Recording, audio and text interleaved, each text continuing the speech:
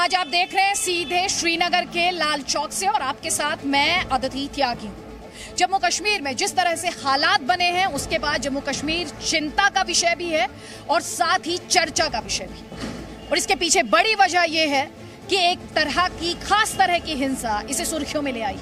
सबसे पहले आपको बता दें, थल सेना के अध्यक्ष जनरल MM नरवणे जम्मू के दौरे पर हैं। केंद्रीय गृह मंत्री अमित शाह ने सभी राज्यों के DGP के साथ बैठक की है। जम्मू कश्मीर के LG DGP के अलावा CRPF के DG के साथ भी बैठक की गई है। NIA और CRPF के DG कुलदीप सिंह को जम्मू कश्मीर भेजा गया है। इसके अलावा आपको यह भी बता दें कि कश्मीर में आतंक के खात्मे के लिए एक बहुत ही स्पेशल टीम भी बनाई गई है। ये बताने के लिए काफी कि सरकार की कोशिशें इस वक्त आतंक के खात्मे को लेकर कितनी ज्यादा तेज हो चुकी हैं। अब आपको यह भी समझना होगा कि आतंकियों ने किस तरह से अपनी स्ट्रैटेजी को बदला, जिसके मद्देनजर केंद्र सरकार द्वारा कई बड़े कदम उठाए गए हैं। दरअसल आतंकियों ने चुन चुन कर हमले किए हैं। आतंकियों के निशाने पर हिंदू, सिख और मजदूर वर्ग रहा है। निर्दोष और बेकसूर लोगों की हत्या के पीछे एक ही मकसद हो सकता है और वो है दहशत फैलाना, लोगों में डर पैदा करना।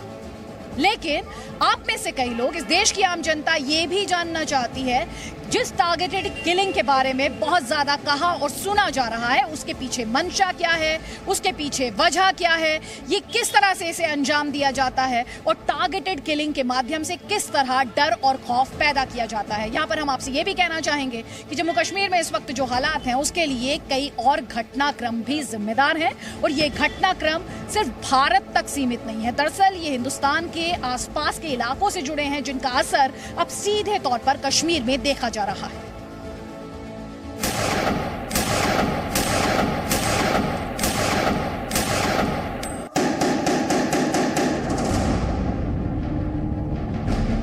कश्मीर में शुरू किए गए कत्लेआम का मतलब क्या है? कश्मीर में 5 अक्टूबर को मक्खन लाल बिंद्रू का कत्ल हुआ।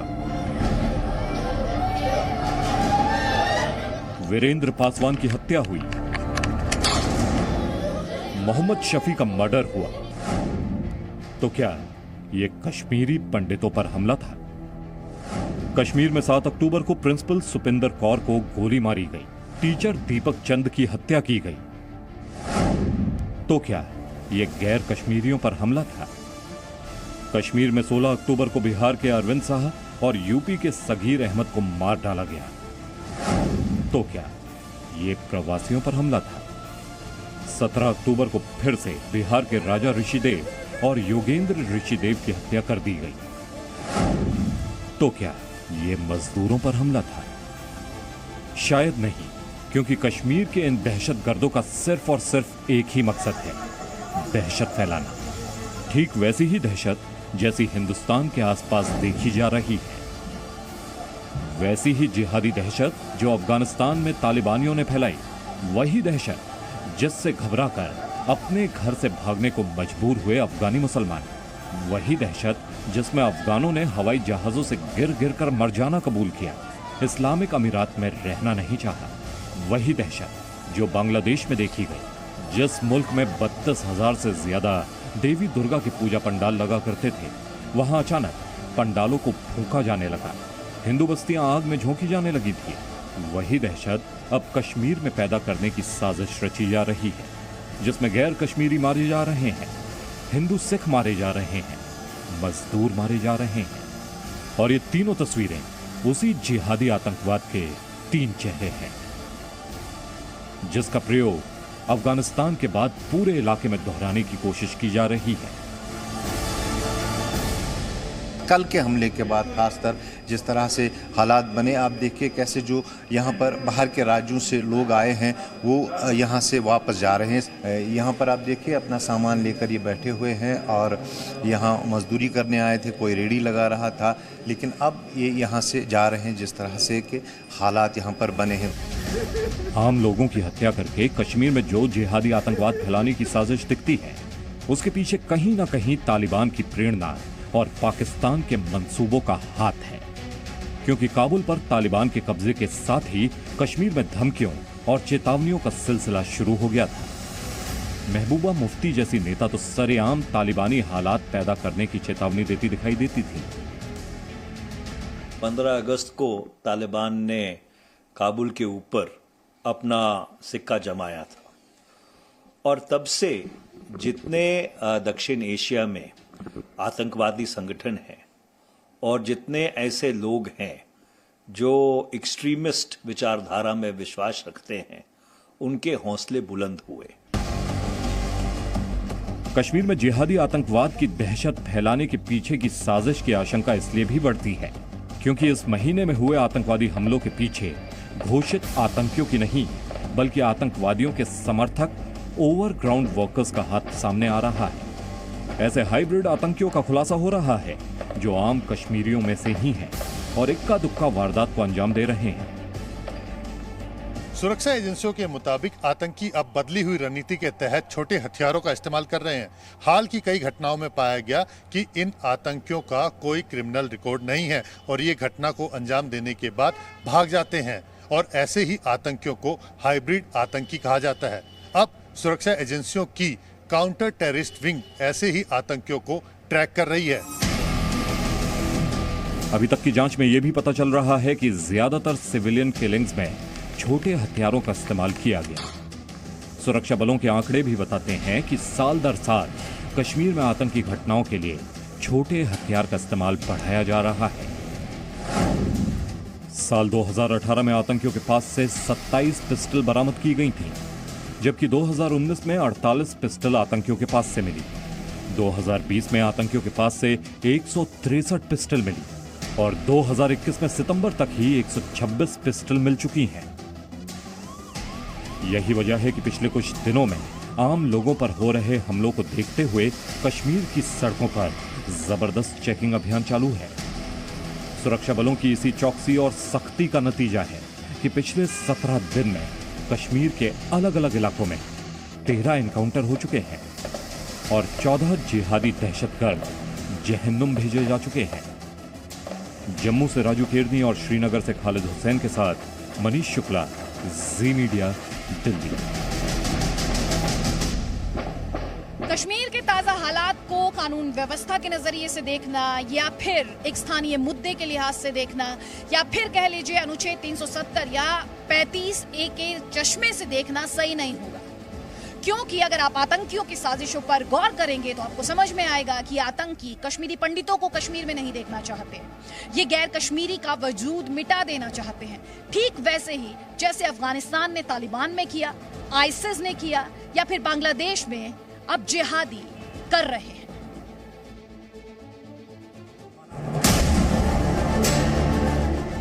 अफगानिस्तान में तालिबान की तबाही थमी तो इस्लामिक स्टेट का जिहाद चालू है। 2 हफ्ते में अफगानिस्तान के अंदर 200 से ज्यादा मुसलमान मार डाले गए क्योंकि वो शिया और हजारा मुसलमान थे। ये जिहादी आतंक का एक चेहरा है और इसी जिहादी आतंक का दूसरा चेहरा बांग्लादेश के कॉक्स बाजार से लेकर चांदीपुर नोआखली तक देखने को मिला, जहां नवरात्रि के दौरान दुर्गा पूजा पंडालों से शुरू हुआ जिहादी हमला हिंदुओं की बस्तियों को खाक करके भी नहीं थमा। बांग्लादेश की सड़कों पर उतरे ये मुट्ठी भर हिंदू समुदाय के लोग उस मुल्क में जिहादी आतंकवाद का सामना कर रहे हैं, जहां पूजा पंडालों को फूंक दिया जाता है, जहां त्योहार और उत्सवों के दौरान हिंदुओं की बस्तियां जला दी जाती हैं।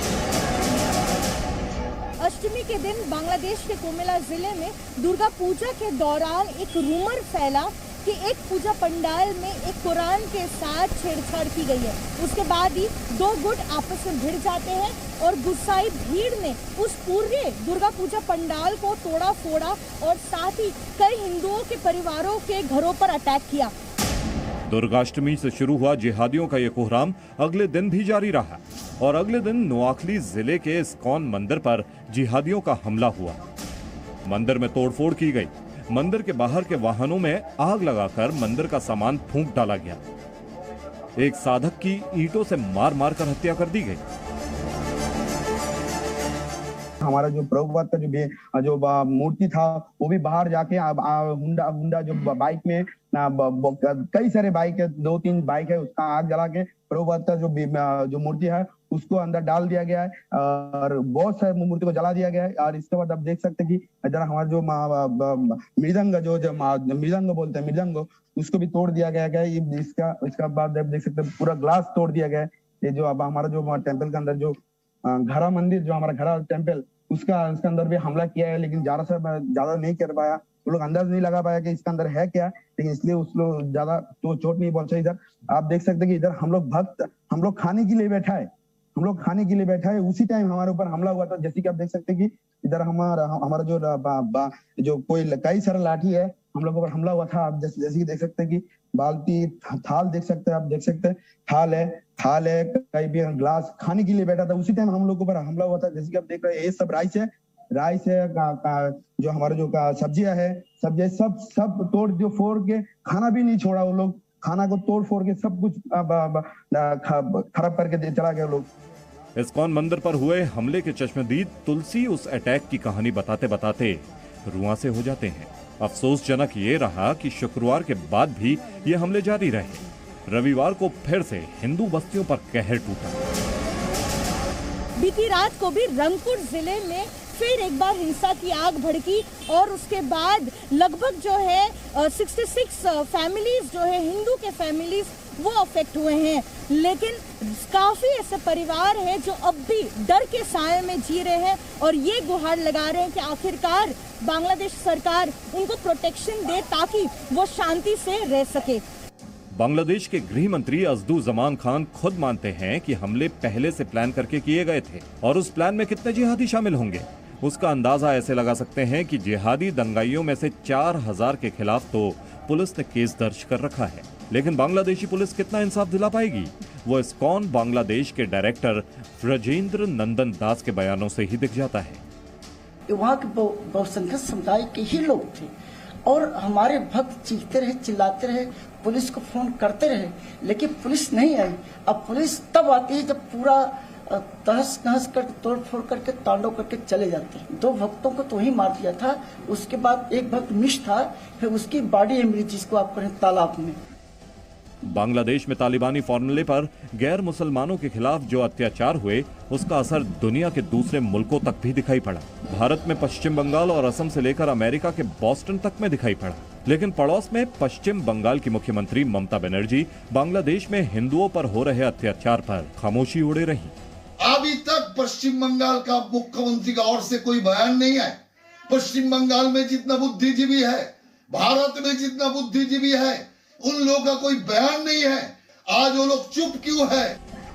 बांग्लादेश में अल्पसंख्यकों पर होने वाली अत्याचार की घटनाएं भी पिछले कुछ दिनों से बढ़ी हुई दिख रही हैं। बांग्लादेश के निवासी भी मानते हैं कि जिस देश में 32,000 से ज्यादा दुर्गा पूजा पंडालों में हर साल पूजा होती है, वहां अचानक इस साल हिंदुओं पर हमले हुए तो उसके पीछे का कारण जरूर चिंताजनक है और वो चिंता सिर्फ और सिर्फ जिहादी इस्लामिक आतंकवाद से जुड़ती है। पूजा मेहता, जी मीडिया, कोलकाता। अब एक ऐसी खबर जो आपके बच्चों की सुरक्षा से जुड़ी है। दिल्ली एनसीआर में आप आए दिन ऐसी डरावनी खबरें सुनते होंगे कि हाई राइज बिल्डिंग से गिरने से बच्चे की मौत हो गई। एक बार फिर से ऐसी ही दुखद घटना हुई है। आपको बता दें, ये गाजियाबाद में हादसा हुआ है। सिद्धार्थ विहार में एक हाई राइज बिल्डिंग की 25वीं मंजिल से गिरकर 2 भाइयों की मौत हो गई। ये हादसा रात 1 बजे हुआ है। पुलिस तफ्तीश कर रही है, लेकिन इसके और डिटेल्स का फिलहाल इंतजार किया जा रहा है। लेकिन इस हादसे के बाद एक बार फिर से हाई राइज बिल्डिंग में रहने वाले माता पिता की चिंता बढ़ गई है और जो बच्चों की सुरक्षा को लेकर सवाल है वो भी चिंता बढ़ाने वाले हैं। सवाल यही है कि ये घटनाएं किस तरह खतरे का अलार्म बजा रही हैं और क्या माता पिता इन घटनाओं से सीखकर जो जरूरी कदम है वो उठा पाते हैं। 21वीं सदी का भारत, उजड़ते जंगल, बसते शहर। साल दर साल कंक्रीट के उगते जंगलों के बीच एक आम कामकाजी हिंदुस्तानी अपना आशियाना ढूंढता है। मेट्रो शहरों में ये तलाश अक्सर किसी हाई राइज इमारत पर जाकर खत्म होती है। आसमान को छूती इन इमारतों में रहने का आकर्षण हो या पैसों की कंडीशन, लेकिन देश के लाखों लोग इन्हीं हाई राइज बिल्डिंग्स में रह रहे हैं। ऐसी ही एक बिल्डिंग दिल्ली से सटे गाजियाबाद के सिद्धार्थ विहार इलाके में है। इस सोसाइटी की एक बिल्डिंग में 25वीं मंजिल पर रहने वाले 2 जुड़वा भाइयों की मौत हो चुकी है। 2 बच्चे यहाँ पे आई थिंक फर्स्ट या सेकंड शिफ्टिंग थी उनकी, वो मुंबई में थे, उनके बच्चे शायद रेलिंग से करीब 14-15 साल के बच्चे, 2 बच्चे गिर गए हैं, ट्विंस थे जबकि वो। बड़ी दुखद घटना हो गई यहाँ पे। सोसाइटी में रहने वाले लोग हैरान हैं कि 9वीं क्लास में पढ़ने वाले 2 जुड़वा भाई इतने छोटे भी नहीं थे कि जो गलती से गिर जाए। बच्चे समझदार थे, ऐसा नहीं है, और गिरने से हुई है। कोई ऐसा जोर जबरदस्ती या कोई ऐसा कुछ अभी फौरी तौर पे तो देखने से नहीं लगता है। बाकी अपनी पुलिस जांच कर रही है। रात 1 बजे बच्चे वहां क्या कर रहे थे जहां से गिरकर उनकी मौत हो गई? इसका कारण पुलिस पता लगा रही है, लेकिन दिल्ली एनसीआर में बार बार हो रही ऐसी घटनाओं से हाई राइज बिल्डिंग्स में रहने वाले लोग डरने लगे हैं। बच्चों के साथ थोड़ा ये रहता है कि हम उन्हें छोड़ नहीं सकते सिंगल। अगर उन्हें अकेले छोड़ दिया, कहीं ऐसा ना वो यहाँ से झांक रहे हैं चेयर पे या मूड़ी पे, नीचे ना गिर जाए, खेलते हुए बॉल वगैरह कोई टॉय गिर दें, तो उनका हमेशा पूरा टाइम हमें डर रहता है। उन्हें अकेले छोड़ के कहीं नहीं जा सकते। जहाँ जाना है बच्चों को साथ लेके जाना है। घर का बाहर स्टेयर्स पे भी स्टेयर्स हैं, तो कहीं बच्चे स्टेयर्स से ना गिर जाए, तो बाहर का भी मेन डोर लॉक रखना पड़ता है पूरा टाइम। प्राची और गोपाल अपने घर में बच्चों की सुरक्षा के लिए निगरानी बरतते हैं, क्योंकि इन्हें ऊंची इमारतों के खतरे का एहसास है। Presenting B News app, available on Google Play and App Store. Download it now.